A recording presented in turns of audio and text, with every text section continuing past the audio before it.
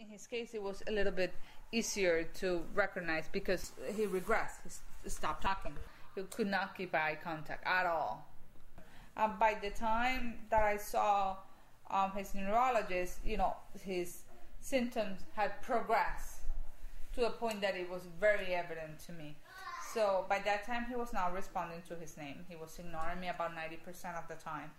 And he will start, for example, pacing from one corner to the other for 10-15 minutes. He started doing things as if he were a baby. My biggest hope for Philippe is for him to graduate high school, good grades, and with an acceptance letter to a college. My biggest hope is that he will not be living with me, that he will not need me, that he will want me around because he loves me, but not because he needs me. I don't want to be needed. My biggest fear in school in general is that he's nonverbal.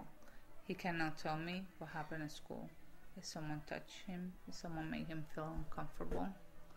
Any other kid will be able to tell you how it went in school. I don't know. I have this decision to make where he's standing right now. Obviously, he's not standing near I was hoping he was going to be. He hasn't gained one single word. So it's very concerning. The time clock is against me. In my heart, I think New York is the right place. I want to look back when he is 7 and say, okay, this is where the road took us, and this is as far as we could go. From now on, we're going to go to a slower pace, but we are there because I exhaust every resource and I did everything I could.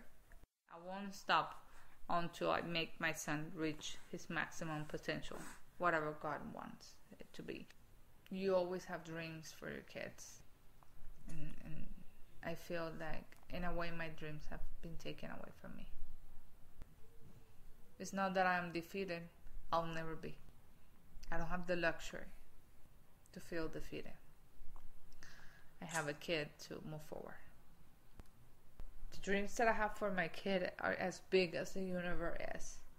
And I'm not gonna stop having them just because he has autism. And I will not rest for him to put his act together and be okay, because I don't want him living with me for the rest of my life. Not that I don't love him enough. I adore him. But because I love him, I want him to experience what my husband and I have experienced. And I will never, never accept that my son will be single. That no one will be able to see what I see.